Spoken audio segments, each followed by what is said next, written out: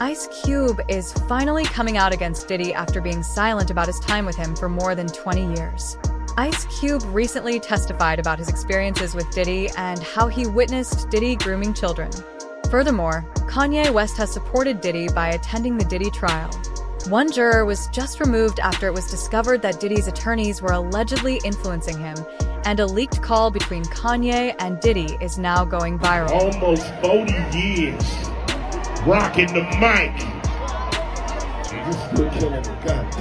And I'm gonna tell you right now, me and Dub C ain't never been to a Diddy party, motherfucker. Thank God. You ain't gotta worry about us on them motherfucking tapes. Now check this shit out. Ice Cube has reportedly testified about what he witnessed in Diddy's mansion in 1994, and the Diddy trial is now in its fourth week. Ice Cube worked with Diddy on his War and Peace album, and Diddy invited him to his home during production. The FBI is now introducing the drugs, firearms, and escorts that Ice Cube witnessed there as evidence. Diddy's mansion was filled with lubricant, narcotics, and even whips. The walls plastered with thousands of bottles of baby oil. In front of his visitors, Diddy would beat the women in his residence. Ice Cube turned away from him, defying his expectation that Cube would remain silent like everyone else and help hide his misdeeds. Names, dates, locations, and thorough details were all included in Ice Cube's testimony. Diddy, you're hearing Diddy everywhere, okay? Yeah. So, did you ever have any kind of run-in with Diddy? Did you ever do anything with Diddy? Any projects you worked on with them? Yeah, he produced a few many fun. Ice Cube described to the jurors Diddy's mistreatment of women and everything he witnessed in that gruesome home. Like everyone else in the industry, Diddy expected Ice Cube to keep quiet and cover up his crimes. Diddy's attorneys protested, claiming that Cube's remarks were biased and based on rumors. However, the judge disregarded them, pointing out that Cube was under oath and had first-hand knowledge. As Cube detailed the secret rooms, security footage, and threats Diddy and his cronies used to orchestrate the freak-offs, the courtroom fell silent. Cube continued by disclosing how influential people in the music business attempted to silence him. He claimed, "They warned me I would never work again, but I could not ignore what I had witnessed." These elites have blackballed Ice Cube to this day. You know what it is? It's your homeboy Ice Cube. And some of you may not have realized that I'm not part of the club. And a lot of you listening to me right here, right now, you're not part of the club either. And what I realized with the club is what makes them so mad is when you don't want to be a part of their fucking club. That pisses them off. What club am I talking about? I'm talking about the club of gatekeepers that we all gotta deal with. You know who they are, and they definitely know who they are. A lot of people would be like, what? Who? Come on, man, stop playing. So, ever since I put out the contract with Black America, you know they've been fucking with me. Here and there, this and that. But it's cool, you know. I expect that. Again. What platforms have banned you? I've been I tried to go on The View. They didn't have me on The View. Why? Well, a few of the guests just really didn't like where I was coming from. So, or a few of the hosts, I mean. So that's what I was told by the producers. You know, I don't know if the producers was just copping out and using some of the hosts to not have me come on and explain myself, but You'd be a good booking for them.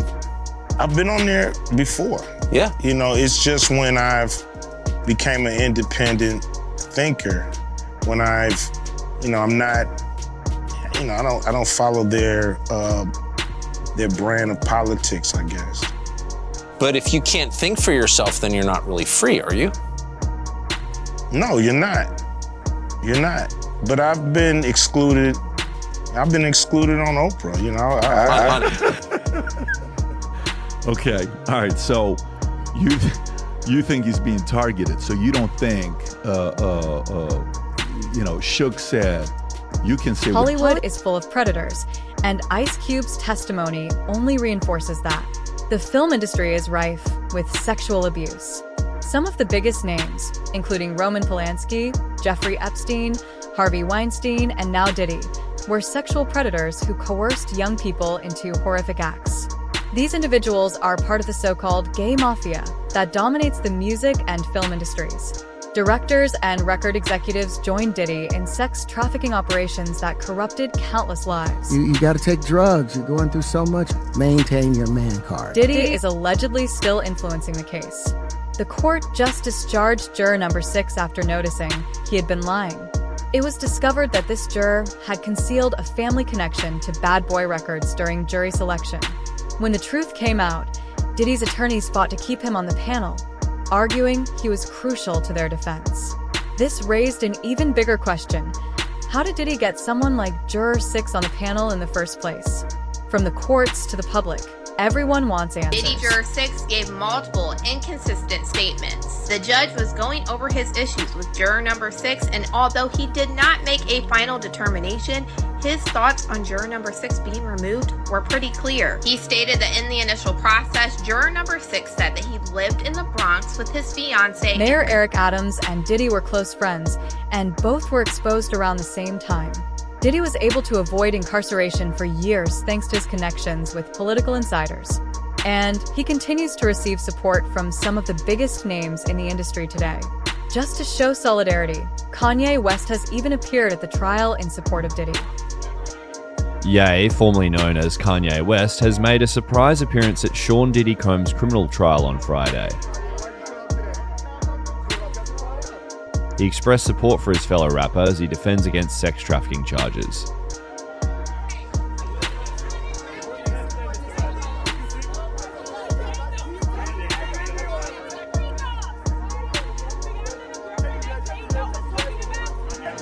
Big breaking news tonight. For the first time in the history of New York City, a sitting mayor has been indicted for crimes.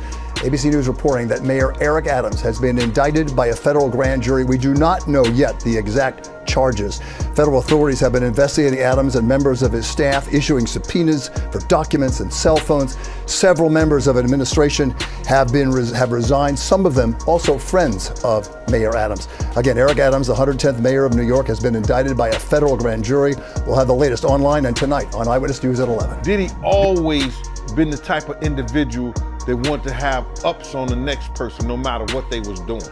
He did the stuff to Ja Rule so he could go after Jay-Z. They not gonna come out and speak on nothing that has anything to do with them, and they praying that they not on the tape doing crazy stuff, being oiled up in the whole 9 yards. Until the feds say, hey, yo, listen here. Hey, buddy, we got you on this tape, and girl looked like she was pretty young. Hundreds of lives have been ruined by Diddy's victims and the abuse he committed. Diddy compelled young artists to live lives of humiliation after grooming and manipulating them. Aaron Carter and Justin Bieber are said to have turned to narcotics for this reason, desperate to drown out the trauma and erase those memories. So you see some guys struggling with that. You see Bieber struggling with that. You see some of these guys struggling with that. They can't get it out of their head. They can't get it out of their head. The things that they did, no matter how they did it, whether they were drunk or high or whatever, you gave up your man card. You need therapy. And that's the thing that hurts them the most. And so they end up on drugs, end up every way to try and get rid of any principles there are. And that's what the business does. The women that trade their bodies to go and get the role, they get to the point where they have their oil, condoms, and drugs. And she says that these hotel rooms, this is disgusting, the hotel rooms were left covered in baby oil and covered in blood and to listen to. The key witness in this trial is Jane, Combs' ex-girlfriend, whose identity is kept secret for her safety. Her testimony, raw, emotional, and unfiltered, has been nothing short of terrifying. Jane revealed a world that was never meant to be seen by the public.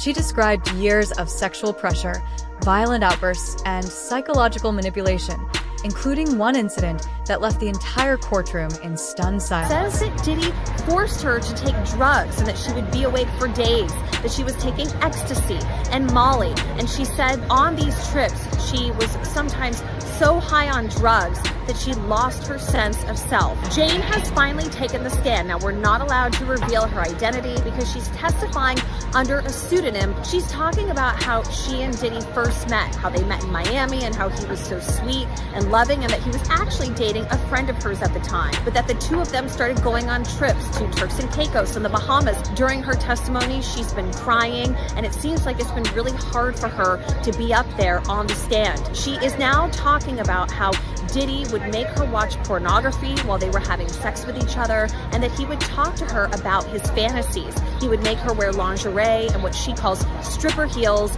and that at one point he told her that he wanted to see her have sex with other men. That's when he took her to a hotel room, and she starts describing how his assistants were in there setting things up with baby oil and the lighting and providing drinks. And she said that when she was there, he then hired an escort from a company called Cowboys for Angels. She said that this escort's name was Dawn, and that she had sex with this man in front of Diddy while he masturbated. Jane testified that over the next few years, 90% of her relationship with Diddy centered around these sexual encounters with male escorts. She testified that she told Diddy multiple times, verbally and in writing, that she did not want to participate in these sexual Third encounters. alleged victim, who goes by the pseudonym Jane, was back on the witness stand for her first full day of testimony. The prosecutor played an audio recording for the jury of a hotel night with a male prostitute Jane identified as Dawn. On the recording, Jane and Dawn are looking for a condom, but Combs didn't allow it and can be heard saying, quote, "You're taking that expletive." Now, Jane testified, quote, "I just didn't want to disappoint my lover. He would be unhappy and wouldn't be satisfied with me." Jane went on to tearfully tell the jury about her birthday in 2023 when she said she was made to have sex with 3 different men in addition to Combs. The prosecutor asked, "Why?" Jane responded, "I don't know. It had become so routine," and added that she turned robotic. Jane told the jury that after a while, Combs didn't have to directly ask her for these hotel nights. She testified, "I knew it was to be expected." Combs has pleaded not guilty to all charges. If convicted, he faces the possibility. Jane went on to recount another disturbing event. While on a trip to Las Vegas, Diddy took her to meet another well-known rapper and his girlfriend. What began as a glamorous weekend spiraled into something far darker. Sources close to the investigation believe that rapper was none other than Kanye West. While Jane refused to name names in court, Kanye's repeated appearances at the trial during her testimony have only intensified the rumors. Real from the front line, you know what I'm saying? It's wicked, wicked, wicked. So you be careful. Yeah. We can't do nothing in days. You know what I'm saying? I need you out there, you feel me? Yeah. I hear you, yes sir. Yeah. Yes sir. And have some fucking fun. Yeah. Having no fun and then get behind the mic, have some fun, chop up them samples, get that on your LinkedIn, yeah. Have some fun, get that smiling. Yeah. These other motherfuckers, they're wasting your time, big. You know what I'm saying? After Cassie's testimony, the courtroom grew even heavier. She revealed the truth about Diddy's infamous freak-off parties, and it was far worse than anyone had imagined. Under the pretense of elite industry gatherings, Cassie explained how young people were groomed, exploited, and assaulted. Diddy controlled every detail, and when things didn't go his way, he became violent, frightening, and erratic. People listening on here, but as she was describing these events where she said that there were multiple male escorts that were happening at one time, these freak-offs would happen for 2, 3, the longest 4 days at a time, and control is the word we need to talk about. That is what prosecutors really laid out, and you heard Cassie describe how every action during these freak-offs, which were between her and male escorts, not necessarily between her and her boyfriend, Sean Diddy Combs. He sat off to the side really directing things according to her and masturbating along with what he wanted to see. But he was in control, she said, really did not seem rehearsed in the slightest. It did seem like this is her story, and she didn't really want to be in a position where she had to tell it in this way, but was doing what needed to be done. And just quickly, Caitlin, what was Diddy doing when he's sitting there? I'm just envisioning you've got his family sitting behind him with all these grotesque details, this woman on the stand. What was his reaction? You know, first and foremost, he came into the courtroom and acknowledged his children. That is something he has done every single day. But during the actual testimony, when things got really dark, one of the mothers of one of his children had to get up and leave the courtroom. She couldn't sit through it. And you, Brian, have been in so many of these court cases the way I have. You know that the defendant is not supposed to react. But Diddy reacted. There were a few times where he was shaking his head no, kind of nodding along. There was a deep sigh at one point. But in two instances, one when they were talking about baby oil and the fact that it needed to be reapplied at sometimes 5-minute intervals because that's what he wanted to see. And then another instance when Kathy revealed the pseudonyms that he uses at hotels, that he actually pushed his chair all the way back from the defense table. Another shocking testimony came from the Punisher, a male escort who worked at Diddy's freak-off parties. He testified about 8 to 12 encounters with Cassie, during which Combs directed him on how to perform. Cassie, he said, would sigh or weep as Diddy barked orders. Her emotions and well-being were ignored. It was never about pleasure. It was about domination. Every command, every act was fueled by Diddy's disturbing need for control and dehumanization. On the stand, she said that guys would climax on her and she would take the cum and rub it on Diddy's nipples. Was this happening in your sessions? Well, so it is an assumption, right? So, you know, obviously with the veil, there was a very deliberate attempt to hide his identity. Yeah. So they never had any interactions or even any outward conversation in my presence. So there was a routine where sometimes we'll be right in the middle of sex and he'll just stand up and walk out of the room. And she would take that cue and she would follow him out. So I did recognize, and you know, I mentioned it in my book, that it became a habit that we're having sex on couches with sheets. We started in towels. I would climax, but she would specifically leave the room without wiping herself, without doing anything to take care of the whatever I left on her. So I assumed that's when he popped up, because once I climbed up, he popped up, he left the room, she popped up, she followed him. So I'm assuming that's when the lathering, whatever went on, happened at that point. Okay, so at what point did he stop wearing a veil? It was shortly after. The way that I ended up finding out who he was and they were, because obviously in conjunction with each other, about the 5th time, we were in a hotel called the Essex House. And when I would arrive for the sessions, I would be waiting around a couple of hours. So in this specific time, they put me into an extra room in the hotel suite. And to kill time, I decided to watch TV. And this specific hotel had a welcome message, which was, so when I cut on the TV, it specifically said, Essex House would like to welcome Mr. Sean Combs. Oh. And I was like, whoa, like I was blown away, man. Right. We are now watching a carefully constructed empire collapse. Ice Cube has broken his silence. Jane and Cassie have pulled back the curtain.